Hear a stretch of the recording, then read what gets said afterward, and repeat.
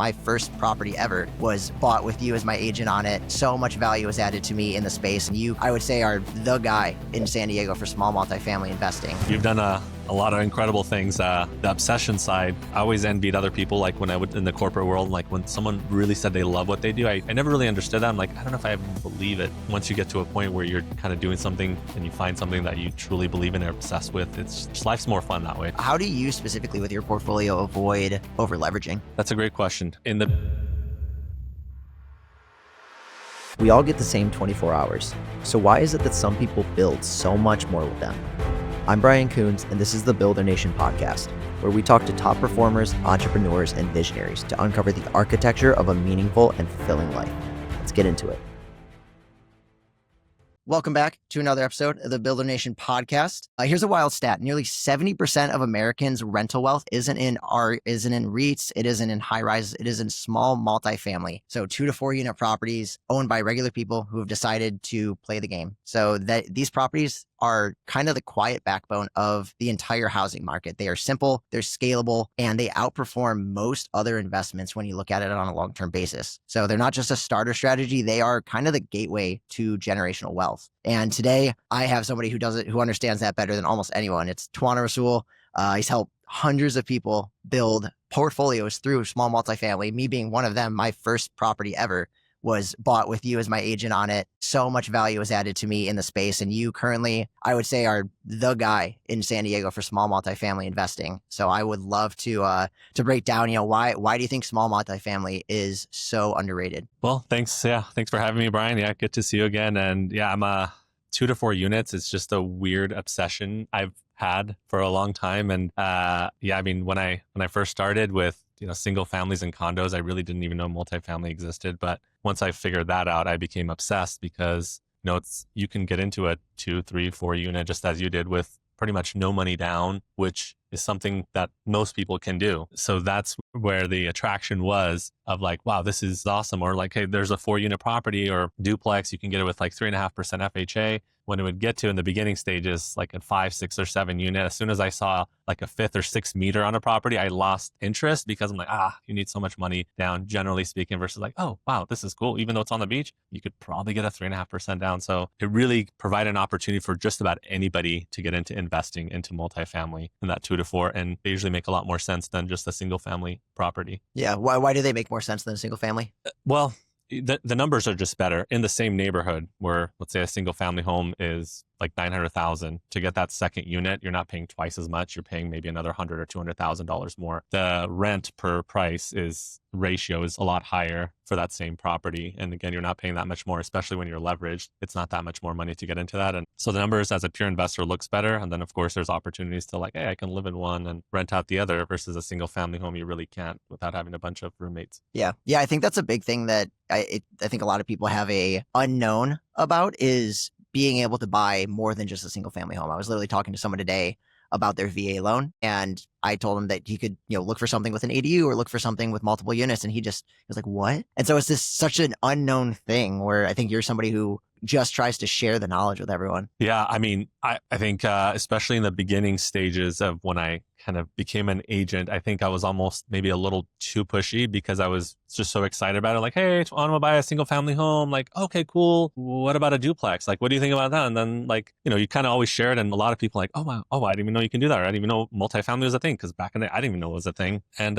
some people just do want the single family for different reasons. It doesn't make sense for everyone. But others are just like, all right, hey, you want a single family, let's stick with that. But it's like, what are your long-term goals? And if that's kind of investing and building the most amount of wealth, multifamily is the better way to start. And you can scale more quickly than that versus buying condos and single family homes for sure. Yeah, no, it makes sense. And I mean, so what are some of what is the best house hack that you can think of in San Diego? So generally speaking, if someone has their VA loan, for instance, unless they absolutely don't qualify for, something more than, let's say, a condo, if you qualify for a multifamily or single family multifamily, the best use of it is to get into a 3 or 4 unit, ideally a 4 unit in San Diego, 0 money down, ideally even having the seller cover your closing costs. Because I mean, to get into something with no money versus your typical investor, let's say, you know, we're talking about a $1.6 million fourplex. Typical investor has to put $400,000 down to get into it. If you have your VA loan, all you're doing is signing up for 1 year to move into one of the units, and you can do it with zero down. Versus somebody in, you know, normal person that doesn't have access to it has to come up with $400,000, which is not easy to do. And most people can never come up with that. So that is the most ideal. It's really starting with the VA loan, 3 or 4 unit, and not even 2 unit. I mean, 2 units fine too, but usually when someone has their VA, I'm like, hey, get a 3 or 4 unit. And then another year or two, you can scale back to, you know, you can use an FHA loan. If your entitlement is gone, you can get a duplex with an FHA. I mean, now there's other options with conventional as well, but especially when starting with VA, it's like start with that fourplex if you can. I remember when I started, like when I reached out to you originally, I was looking at a duplex. That was the term that they used, you know, live in one, rent out the other. That was like the whole thing.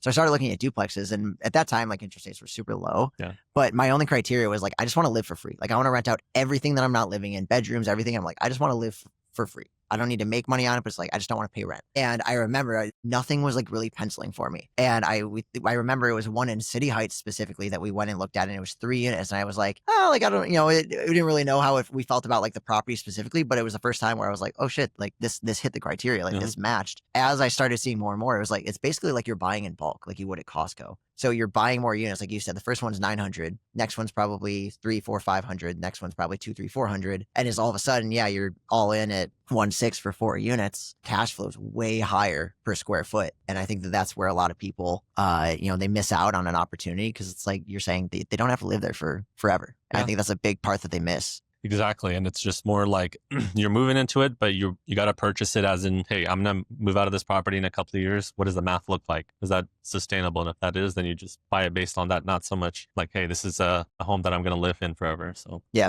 no, exactly. I tell so many people like it's a very small blip. And also like if you do it in a way, because most people don't want to live with people, right? And so it's like there's ways to look for, you know, you can have a criteria of like looking for detached structures on the property, and you can take one and you're fenced off, you have your own parking, and then you have the other units in the back. Like that's an option. And so I think people, when they think of house hack, it's kind of similar with if somebody's like, I don't like sushi. It's like, well, there's a lot of different kinds that you can do. And so the house hack, same thing. It's like, you don't have to buy as many units as you possibly can. Like you can buy something where you live in one and it's a house, you do something with the garage, or you buy one with an ADU in the backyard. And that's still a house hack. Like that's still getting you in the game.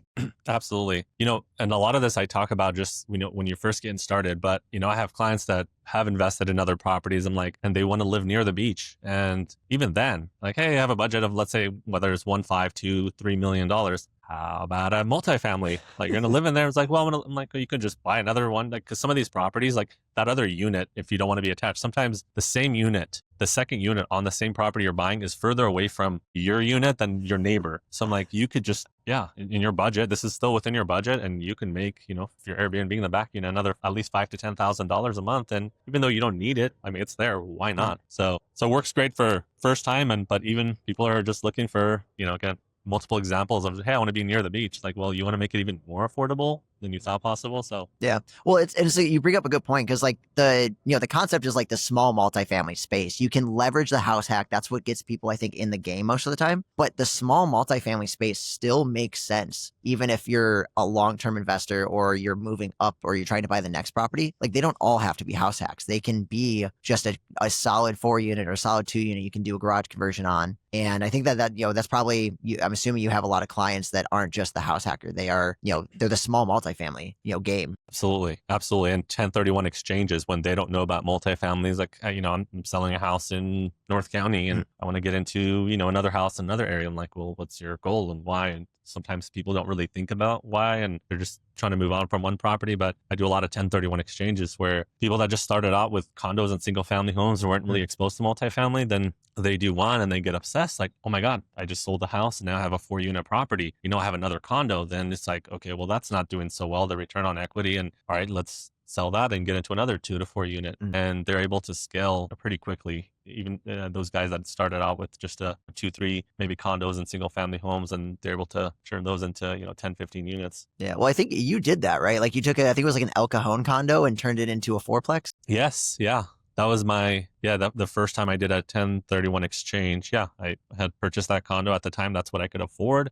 And fast forward 4.5 years later, I sold that and just Take me honestly. through the numbers of that. So what did I buy that for? That was purchased, I want to say in like 2017 for about 400, just a little bit under 400. Didn't need any work, just kind of low money down. Moved into it a little bit. I did not like that place, and was actually in escrow on it, and it ended up becoming it was on the market for a while. It was like a short sale or something. We're in escrow, and ended up being in escrow like 6-7 months. I actually forgot I was in escrow on that because one day the escrow officers called, hey, it actually cleared the whole short sale thing. I'm like, oh, I actually forgot. It's like, do you guys still want to buy it? I'm like, okay, is this still the same price that 6-7 months ago? And it was. So we closed on it, moved into it for a little bit. I really did not like it, but I never envisioned moving into it long term. Moved out of it at some point, like around a year later, and just rented it out. And honestly, my rent to what I was getting in rent to what my total mortgage was, because I did low money down, I was a little bit negative, a few $100s negative. Each year I would raise the rent like $100, $200. So it was about break even within 2-3 years, at least between rent and mortgage. But then in 2021, I decided to sell. It sold for roughly double what I bought it for.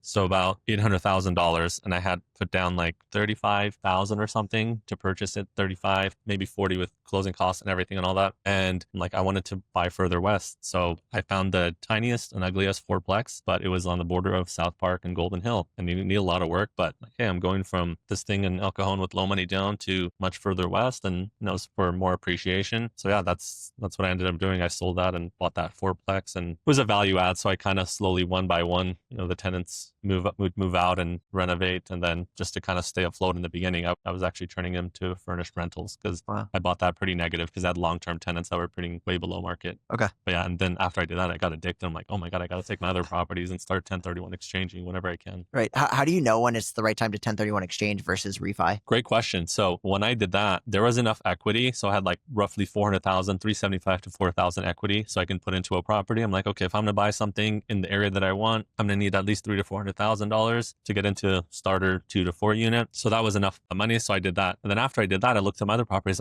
Where do I have enough equity? In my other properties, I had enough equity because ideally, I'm not a big fan of selling. To be honest, I like buying real estate and just holding on to it. So my other properties, I did a cash out refinance because there was enough equity where I can pull out enough money from 2 separate ones to give me enough funds to buy another multifamily property. So from 2 other single family homes that I had nearby that condo, I pulled out like 125 from each. That gave me about like 250 or so. That was enough to help me purchase like another triplex. That was in La Mesa at the time. But if I can cash out refinance and still get enough money to add another property to my portfolio while not being underwater like on a monthly basis on my existing properties, then I prefer to keep the properties. But when there's not enough in there, because you can typically get a 75% loan to value, and if you can't pull out enough money to buy something worthwhile, because you don't want to move laterally because you're spending a lot of money on the selling cost. So if you're going to just make a lateral move, hey, I'm going to sell one single family for another, doesn't make sense unless there's value added potential. But I wanted to get into 2 to 4 units. But yeah, that's what I did. When it made sense to keep it, cash out refinance, pull out enough to buy. And then over time, on those same properties that I would cash out refinance, when there's enough equity build that I couldn't do another cash out refinance because I didn't have enough equity, I would sell because selling would give me just enough equity to get into another 2 to 4 unit. So you can use the same properties to cash out refinance and then wait enough that you build up enough equity to then sell it. So you can get multiple properties off the same one instead of just 1031 exchanging. Right. So in theory, you could use a condo to buy 10 units, really, and use the same one over and over. That's amazing. Exactly. Yeah. And I like to think I sat there and I'm like always calculating and when it makes sense and all that. But honestly, as with most things in life, it's the vibe. Like you kind of, you're like where you're at that moment. I'm like, okay, okay, I have this property and does it make sense? All right, maybe I'll 1031 exchange or do a cash out refinance. But so sometimes it sounds better if I say I just sit there all the time, calculate ROE, ROI, all the stuff. But sometimes you just make decisions when it makes sense and you put yourself in a position to, make moves. And that's what it comes down to. Yeah, I think that makes sense. Like it has to do more with kind of where you're at in life oftentimes too, not just, the equity. Cause you can, I have one, we helped somebody with a 1031 exchange, place like 2 million in capital in like 3 different deals. And that was just kind of where they're at in their lifetime. They generally tended to be people who wanted less leverage on things, but now they wanted to start putting that to work a little bit more. And it was just kind of the right time for them. And so you see that often as just kind of, I think, life. Maybe you're making more money or less money at your job, and but you have more time to devote to it. And so I think that that's probably a big part of it too, not just specifically return on equity. Yep, you're absolutely right. And we're all in stage, you go through different stages of like wanting to just add to our portfolio, and you're going through the growth stage. And then at times you get to like, okay, I've had quite a bit of growth, like stabilizing properties, and or, you're looking more for equity build. And then sometimes as people get older, like, okay, I want something more that's already stabilized and I'm looking for cash flow later on. So I might have several $1 million in equity in other properties that are not giving me enough cash flow. And I want to put it maybe in a different part of town that gives me more cash flow. And I'm not as concerned about getting the absolute highest amount of appreciation. No, that makes sense. How do you specifically with your portfolio avoid over leveraging? That's a great question. In the beginning, I think when you're building, you're not really concerned about over leveraging, because when you have nothing, you're not like, oh, I'm over leveraged, I got to protect my asset. Like, what am I protecting?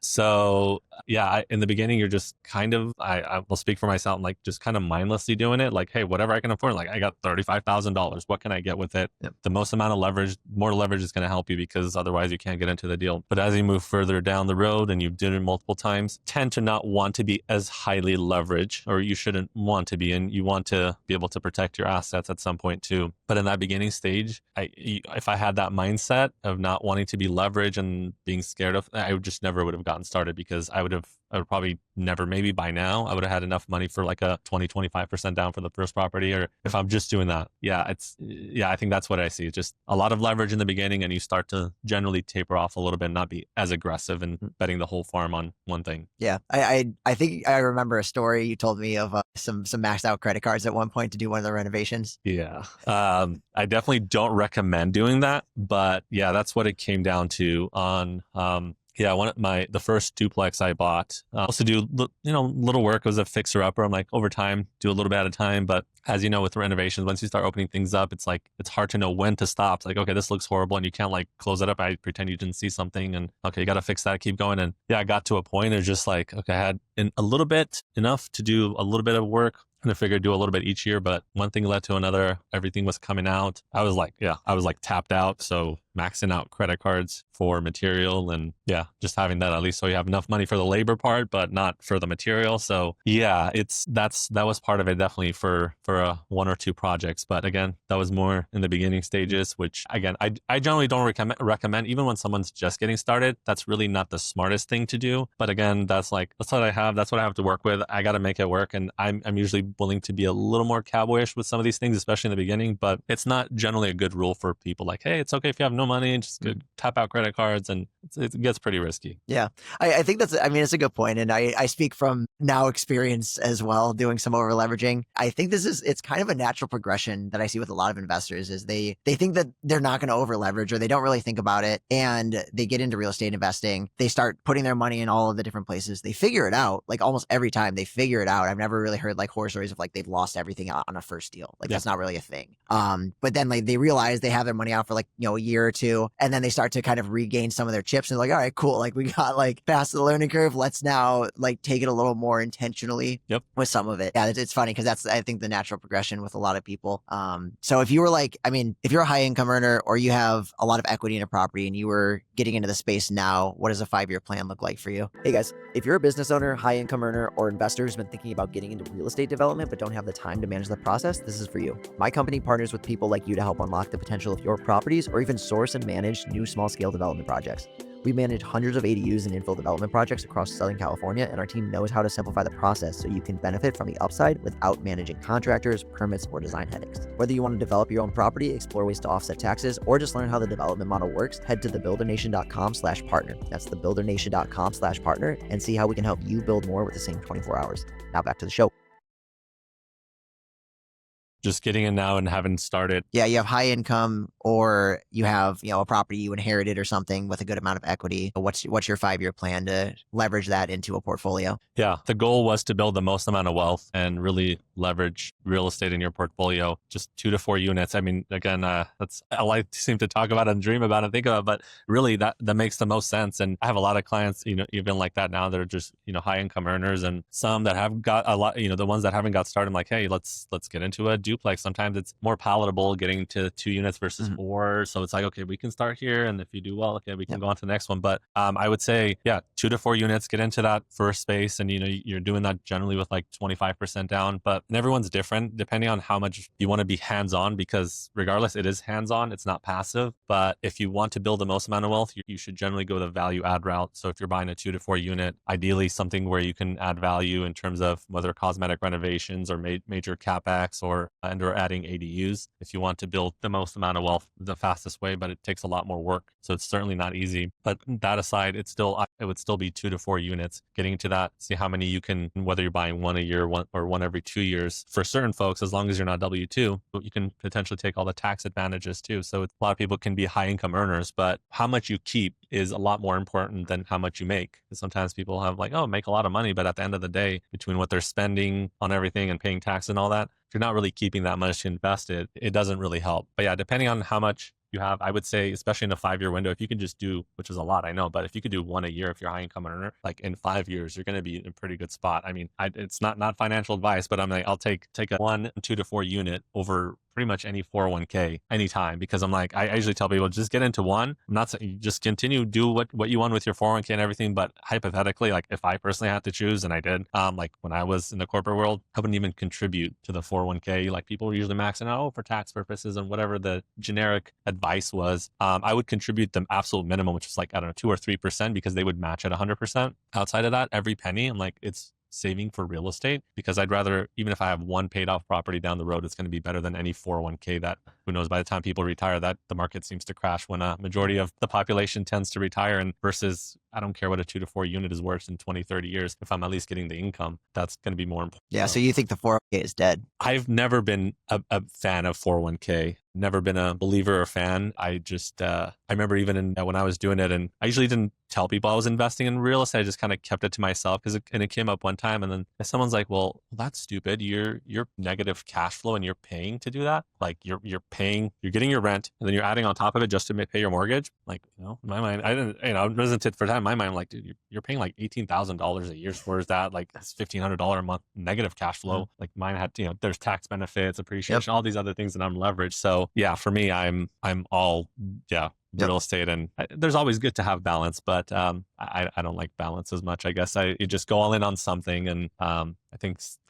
just trying to have a little bit of your money in multiple different things. I think just sounds good, but usually people that do well at something, they usually go all in on one thing in the beginning, and that's real estate for me. So well, that's a really good like transition point. Is like you use the word like very, very in a great way, like obsession, and you're like that's all I talk about. I'm like, that's honestly a good thing. Like, and to give the kind of the context, like when I reached out to you because I went on Bigger Pockets. That was like the first place that everyone catches on to. And I was just like, who's a San Diego agent that's doing house hacking? And your name was just everywhere. And this was like 5-6 years ago now. So it's like, you've been doing this like day in, day out for so long, and you become like this undeniable force in the space. Like when I think of 2 to 4 units in San Diego, your name is the only name that comes up. You're like the Creston Colgate of freaking house hacking. Yeah.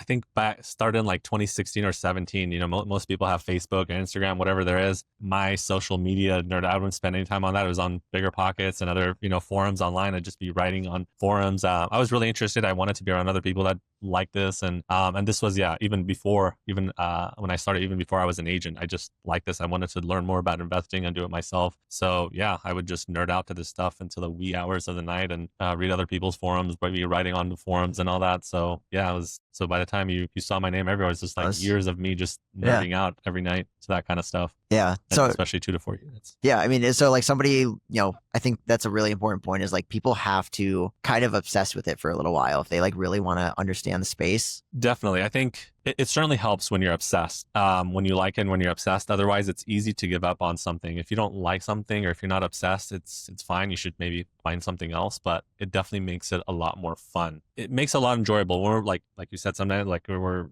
talking in the wee hours of night about certain things, I just didn't really find it didn't feel like work. It was just so much fun. It was just like, it was like getting a high off of it. Yep. So I could never tell when I'm at work or not at work. Because Yeah. regardless if I was or not, I was probably talking about the same thing and just enjoy the same thing throughout the day. So I could be working half the day and not working the other half the day. I wouldn't know which half is which because it just didn't feel like it. And it really definitely helps. And especially when you believe in and you're investing, it just, when you do what you believe in, and you also put your money where your mouth is, it's a lot easier to talk to other people because you're not also really selling them something. Unless You're like, believe it. hey, I'm doing it. I think it's cool. And I found a way to like help other people do it, but like, I'm doing it regardless. Yeah, exactly. Yeah.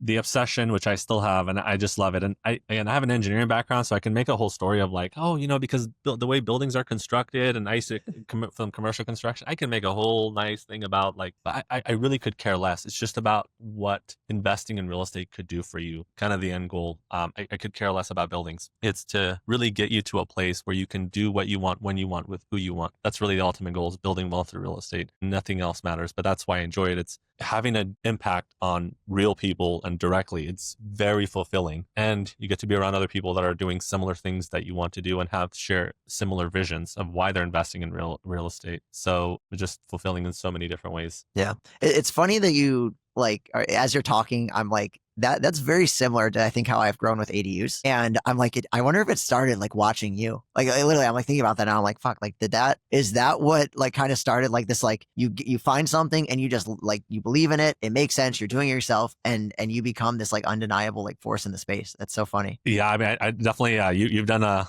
lot of incredible things. That's definitely, you. But on the obsession side, yeah, I mean, I always envied other people. Like when I would in the corporate world, like when someone really said they love what they do, I never really understood that. I'm like, I don't know if I even believe it. But like once you get to a point where you're kind of doing something and you find something that you truly believe in and are obsessed with, it's just, life's more fun that way. It's just, Yep. Yeah. Yeah. Well, and another thing too, as you were talking about that, when when I mentioned like, oh, you should get obsessed with a thing, right? Like I'm thinking about people who are high income earners. They're, they have family offices, like whoever. It's like, they don't have time to be obsessed with this one thing. What I thought about it is like, well, you could find the person who's obsessed with it too. Like I remember for my property, like my 4 units that I bought with you, I think I reached out to you in like middle of May, and we were in escrow June 5th. Like it was a very short cycle because you gave me like those 4 master classes that Patrick did. I watched those and I was like, yeah, it makes sense. You gave me a little underwriting tool, and all of a sudden I'm just like, all right, cool. Like I understand the fundamentals. I understand what question to ask, but you're the one who has the answers to the questions. And so I think that's a really important thing, is like, if you don't want to be the guy who's like obsessed with it, go find the person who is. Absolutely. And it really helps, especially if someone's been there, done that themselves. Cause I remember when I got started, it took me a while to get my first deal.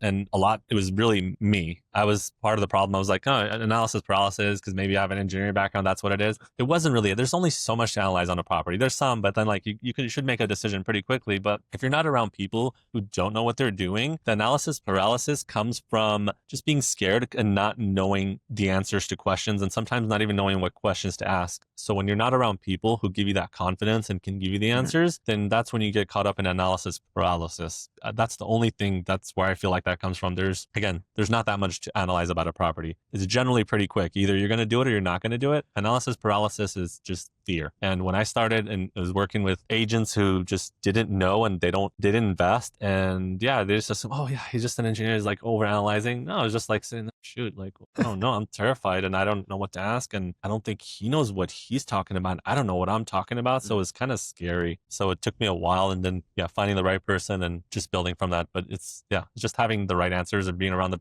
people that can get you to the right answers. Yeah. And it makes sense. Like when you started, it was probably less accessible information to find the right answers, where now, like, I like joke about it. I'm like, literally Bigger Pockets was the Yelp of freaking the real estate industry. And that's how I found you. I was like, you had thousands of upvotes. You had thousands of like, tons of people who were like, yes, like this person, like great value. And it's like, you're doing it yourself. And it's way easier nowadays to find the people who are full of shit and the ones who are not, I think. Absolutely. Well, yeah. Previously, it didn't seem like it was, but now, I mean, all this information is at our fingertips, who the main people are. So if you want it, it's all at your fingertips. So yeah, no, that makes a lot of sense. If you had to work with somebody they're already in the small multifamily space, I guess, how is somebody leveraging like their income specifically, like outside of, so say they get into the first one and that's how they're getting the first house hack, but they want to keep going because they're making a lot of money. Like, is it buying more? Is it adding ADUs to it? Like, what's kind of the play with that extra income? So everyone's situation is very different. if someone's wanting to be extreme and just try to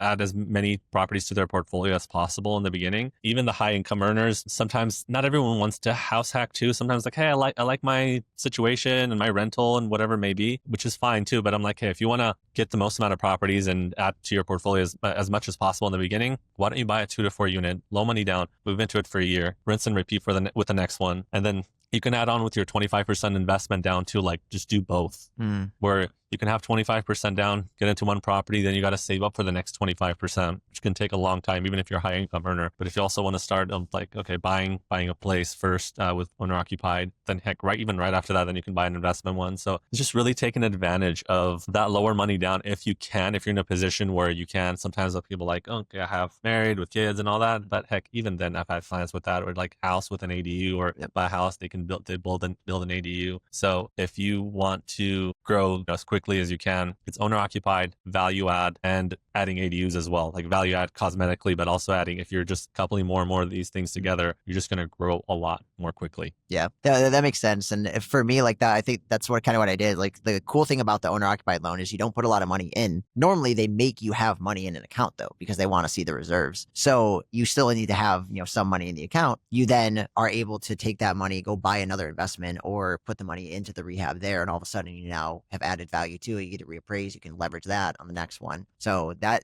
stacking method, I think, makes a lot of sense to just. Yeah. And especially when you get yourself in a position where you get to like your second or third property, and you start to really see that snowball effect over the years, because you're not only increasing equity in just one property, but 2-3 properties at a time. That's when you start to be able to put yourself in a position to more quickly add properties to your portfolio through either cash out refinances or 1031 exchanges. So that's why it's just adding those first couple of 2-3 properties, whether it takes 1 year or 2 or 3 years, and then you really start to see the snowball effect and to really add to grow your portfolio. Right. That's a good point. Is if you're getting in the right property first, like when I tell people now, I'm like, dude, just get into something first. Like you don't even have to think about it, but just get into it. But if you're doing the value add, you're increasing rents, the cash flow is going up over time. You do that the next year, and all of a sudden you get double the cash flow, and now you're it's going up, and it's this stacking method where you're saying it kind of like snowballs. Is like the equity goes up, the cash flow goes up, and if you do it just for 3, 4, 5 years predictably, you're probably set at that point. Like you have the tools to continue doing it at whatever pace you really want to do at that point. Yep, exactly. That's a good point, man. So one last question for you. So if real estate wasn't an option, but you had to be somebody who created a top 1% performer out of yourself, how would you do it, and what industry would it be in? Like not real estate, huh? That's a really good question. Coming from the corporate world, all I wanted to figure out was what I really liked so I can get out of that. And a lot of endless nights in the W-2 world, working nights, weekends, all that fun stuff, hoping to be in a position to do something that I really liked and enjoyed. Took me a long time to figure out that it was real estate. Mind you, when I was working, it was like dead inside working at the W-2, but I'm like, I'm a robot. I'm just working to save a little down payment to get into the first property, then the second property. But when I finally figured out, okay, if I want to it's actually my wife's idea to get into real estate. It took me years to get to that point. I'm like, oh my God, like that aha moment. And like, I can help others build wealth in this. The fact that it took me so long to go from there and figure out that real estate was it. So I couldn't really answer that question, because it was years in the making leading me to the path of like, because I went to school, did everything for engineering just so I can be in that industry. And that's what I went to school and did all that work for. But that wasn't it. It was a completely different industry. And that's real estate. But so I guess to really answer that, I feel like I'd have to be in a position where I hate what I do and I kind of figure out what that next thing is and all that. But I'm so fortunate that I absolutely love it. And again, it took me years to get to the aha moment of like, yeah, I'm going to not only continue investing, but help others do the same thing and build wealth in real estate. So yeah, I think another real estate, I couldn't come up with one unless you give me a few years and I'm disgruntled for a few years on exactly something. What, like, I mean, from the other side, like, I don't know if I touched on it enough. Like you are literally like one of the top producing agents, the house hacking, like literally you are like the house hacking guy. Like if you want to be the 1% in whatever you're trying to do, what is the one thing you could give advice of? Yeah, I love it. I love what I do and I'm so obsessed with it. again, even like I said, when I'm like, I would even walk around sometimes, even like in a beach community sometimes, or like sometimes like people are looking at the water, I'm looking the other way, even in the beginning, like, hey, you know what? I could probably live here one day. You see like 2 meters or 3 meters on a property, like, oh my God, that's like a triplex. I can live in one, where most people are enjoying the beach. I've always been just weird like that. So that obsession and practicing what you preach really goes a long way. So yeah, I'm probably in a position where I probably do more 2 to 4 units than anybody else in the county, or at least one of the ones up there. But the pure obsession and the fact that it never feels like I'm working, and the fulfillment I get from helping others also build wealth, how I'm doing it, it just makes it also fun and easy, so that when I'm doing all of it, it just doesn't feel like that, and it doesn't feel transactional. And especially when you're working with the same people, around the same people, helping them build more and more wealth, I get a high off of it. I mean, I kind of like can't compare it to anything. I wish I did drugs so I can compare it to a drug and all that, but I didn't. So, but that's what it is. I was just a little too obsessed. That's all I thought about. And my wife will tell you. I mean, I've been married for quite some time now, but I always found a way to bring it back to real estate, even as annoying as it may be. It's just, that's how somebody is talking, like, I just like, all right. But then as soon as I turned to real estate, and again, this is before being an agent, I'm just like, all ears, okay, what are they talking about? Like, I want to have that conversation, but that's all I thought about day and night. That's what I dreamed about. So being obsessed, everything else, I think that's what helped the most. Everything else, like, oh, techniques, so this, do that, none of that matters. When you're obsessed, you naturally just also attract other people that do that. Like, oh, you want a 2 to 4 unit? Go talk to Twana. You want to, just because that's all you're talking about, even if you're not supposed to be, you just can't help it. Yep. So you just become that guy, and you attract other people to you versus having to go find other people that like that. 1000%. Dude, that's the answer. That is the answer right there. Find something that you love, that you're also doing yourself, that you are just obsessed about. Like that's the way. It's awesome, man. Well, cool. If people want to get in touch with you, if they want to figure out how to house hack the right way, they want help, looking at anything else, what is the best way to get in contact with you? I guess on Instagram can be one way, at Twana Rasoull Realty, or shoot me a message or call me, 619-792-8295. Yeah, I can answer. Yeah. This is your life, bro. Yeah, absolutely. It's amazing, man. Well, thanks for coming on, Yeah. and we'll see you guys in the next episode. Yeah, thank you. That's it for this episode of the Build a Nation podcast. If it gave you something to think about, hit subscribe, leave a review, and share it with someone who's leveling up. Until next time, keep building.